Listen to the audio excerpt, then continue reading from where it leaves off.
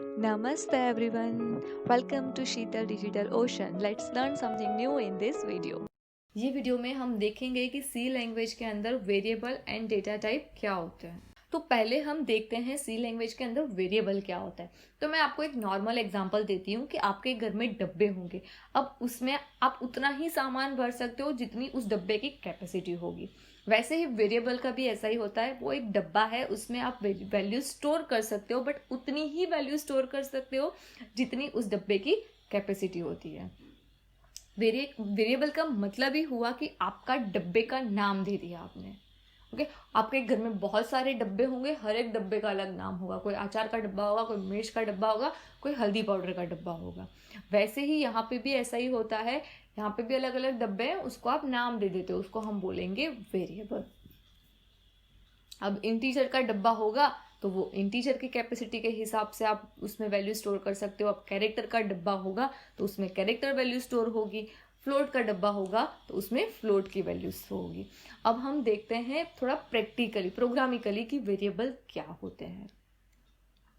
जैसे हमने अभी बोला कि जो वेरिएबल है उसका मतलब क्या है, जो कंटेनर है उसको हम एक नाम दे देते हैं, मतलब वो डब्बे को हम एक नाम दे देते हैं जहाँ पे हमने डेटा स्टोर किया होता है। तो यहाँ प्रोग्राम में क्या होता है, बहुत सारे ऐसे मेमोरी लोकेशन के ब्लॉक्स होते हैं। हर एक मेमोरी लोकेशन का यहाँ पे एक एड्रेस होता है। अब हम क्या करेंगे, ये जो मेमोरी लोकेशन है उसको हमने एक नाम दे दिया। जो नाम हमने दिया है यहाँ पे ए है, और यहाँ पे हमने उसके अंदर एक वैल्यू स्टोर करवा दी 30। तो सिंपल वर्ड में आप ऐसा बोल सकते हो कि वेरिएबल मतलब कि जो भी मेमोरी लोकेशन है उसको हमने एक नाम दे दिया। अब ये जो नाम आप दे रहे हो ना, वो नाम देने के भी बहुत सारे रूल्स हैं।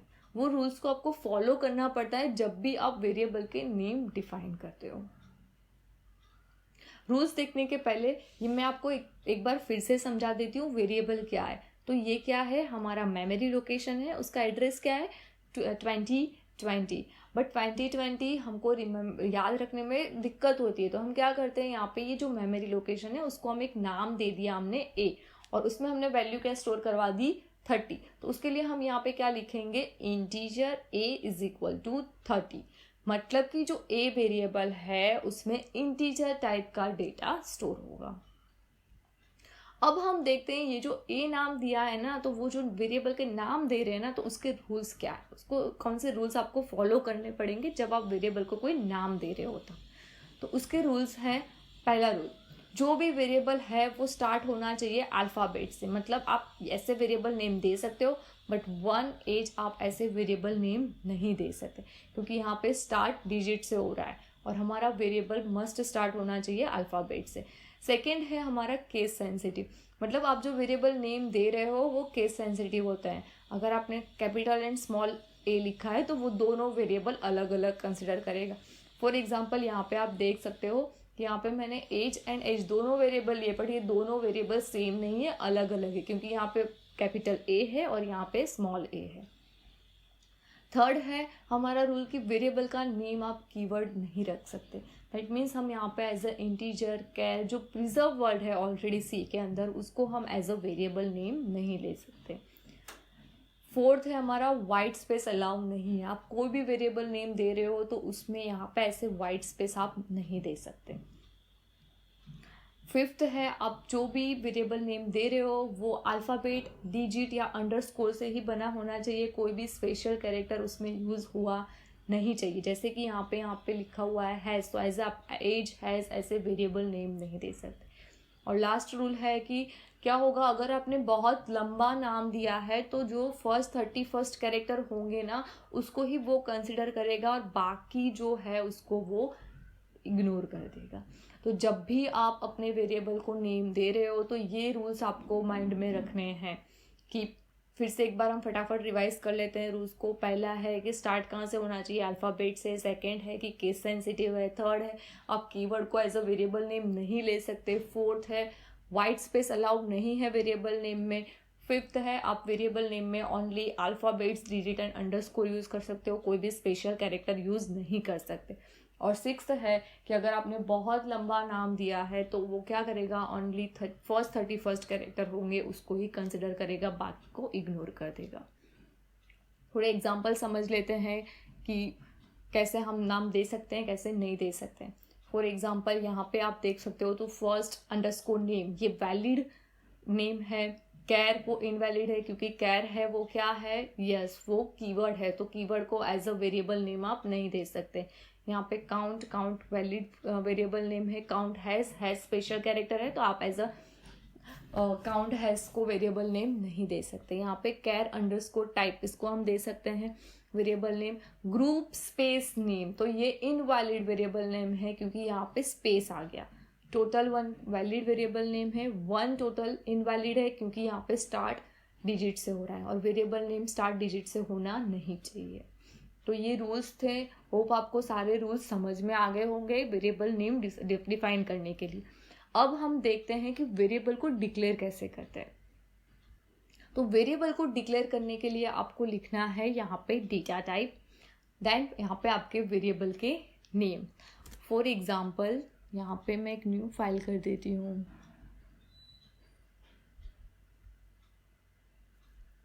var.c। ओके, यहाँ पे हम लिखते हैं इंटीजर a सेमीकोलन, या फिर आप ऐसे भी देख सकते हो इंटीजर a, c। अगर एक से ज़्यादा वेरिएबल देने हैं तो आप कॉमा से उसको सेपरेट कर दोगे। तो ये हुआ डिक्लेरेशन। तो डिक्लेरेशन की सिंटेक्स ऐसी कुछ है, यहाँ पे डेटा टाइप लिखनी है, फिर आपके वेरिएबल के नेम लिखकर लास्ट में सेमीकोलन करना है। ये हुई डिक्लेरेशन वेरिएबल का। डेटा टाइप हम यही वीडियो में बाद में देखते हैं डिटेल में डेटा टाइप क्या है उसको। अभी इतना सिंटेक्स याद रख लो, यहाँ पे डेटा टाइप एंड देन यहाँ पे वेरिएबल के नेम लिखने हैं और बाद में सेमीकोलन करना है। अब हम बात करते हैं कि हमको डिक्लेरेशन के साथ वैल्यू असाइन भी करनी है, तो हम क्या करेंगे, integer a is equal to 10 कर। ओके, ये हुआ, हमको क्या किया, a को वैल्यू हमने असाइन कर दी 10 वैल्यू। ओके, आप ऐसे भी लिख सकते हो इंटीजर a एंड देन यहाँ पे a इज इक्वल टू 10। आप ऐसे भी वैल्यू असाइन कर सकते हो। तो होप आपको समझ में आ गया होगा कि वेरिएबल कैसे डिक्लेयर होते हैं एंड वेरिएबल को हम वैल्यू कैसे इनिशियलाइज कर सकते हैं। अब हम बात करते हैं डेटा टाइप की। अब जब भी आप सी लैंग्वेज में वेरिएबल को डिक्लेयर करते हो तो आपको सी लैंग्वेज को बताना पड़ता है कि ये वेरिएबल जो भी है वो कौन सी डेटा टाइप का है।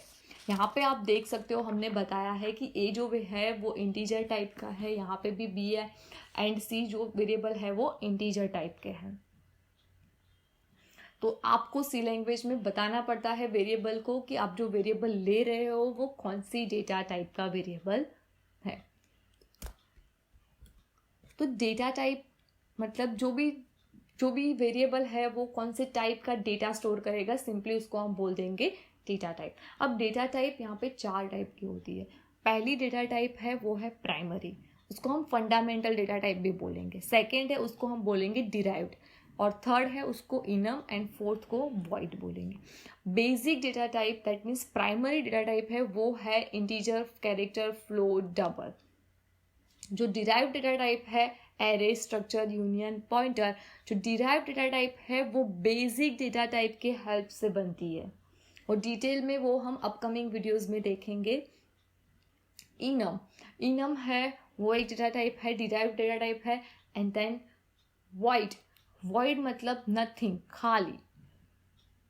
और वॉइड के बारे में हमने आगे भी एक वीडियो में बात कर चुके हैं। Void data type that means nothing, खाली, उसको हम बोलेंगे वॉइड डेटा टाइप। तो ये 4 टाइप की डेटा टाइप होती है, primary, derived, enum and void. अब मैं आपको इस वीडियो में बात करते हैं हम सिर्फ प्राइमरी डेटा टाइप की। तो प्राइमरी डेटा टाइप जो है उसके कुछ स्टोरेज होते हैं, वो कुछ मेमोरी ऑक्यूपाइड करती है। तो वो कितने साइज की है वो यहाँ पे आप देख सकते हो। अगर कैरेक्टर डेटा टाइप आपने लिया है तो वो 1 बाइट साइज ऑक्यूपाइड करेगा। इंटीजर है तो 2 बाइट, फ्लोट है तो 4 बाइट, डबल है तो 8 बाइट्स। ओके, तो यहाँ पे 1 बाइट मतलब 8 बिट्स होते हैं। क्या होता है, 1 byte is equal to 8 bits होता है। ये याद रखना आप, 1 byte is equal to 8 bits. यहाँ पे आप फ्लोट एंड डबल दोनों है वो फ्लोटिंग पॉइंट के लिए यूज़ होती है।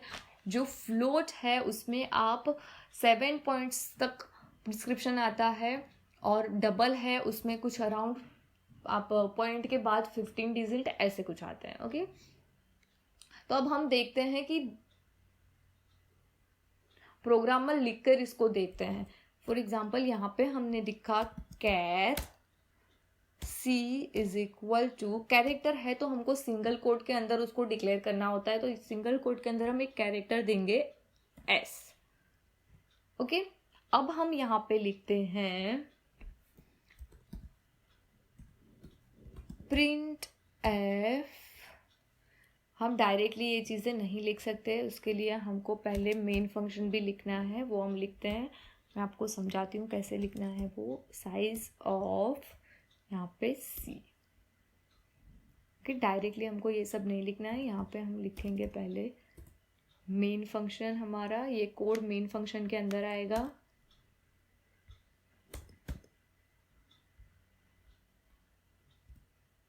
यहाँ पे सेमीकोलन, यहाँ पे हम लिखेंगे हैज़ इंक्लूड std.h।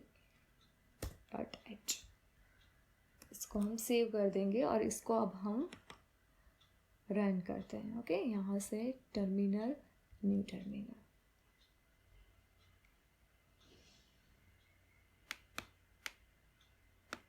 यहाँ पे हम लिखेंगे gcc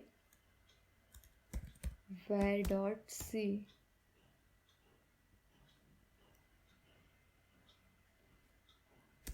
एक टैब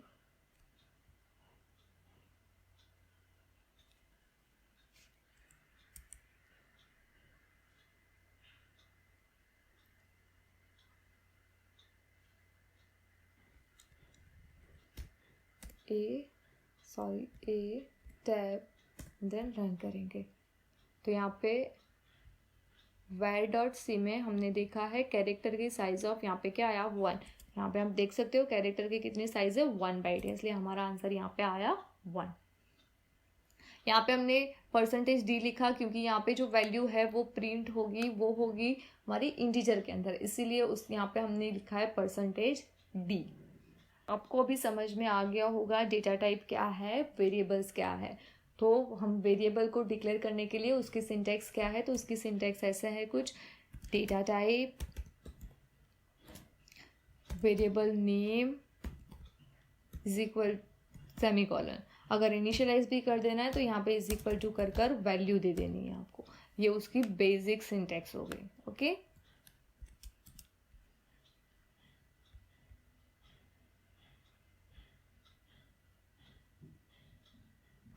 यहाँ पे आप देख सकते हो उसकी basic syntax, data type and then variable name. एक से ज़्यादा हो तो आप कॉमा से उसको सेपरेट कर सकते हो। होप आपको समझ में आ गया होगा कि वेरिएबल क्या है, वेरिएबल के रूल्स क्या है, डेटा टाइप क्या है, उसकी साइज हम कैसे जान सकते हैं। अगर आपको कुछ भी डाउट है तो आप कमेंट बॉक्स में कमेंट करो, हम आपकी हेल्प करेंगे आपके सारे डाउट क्लियर करने में।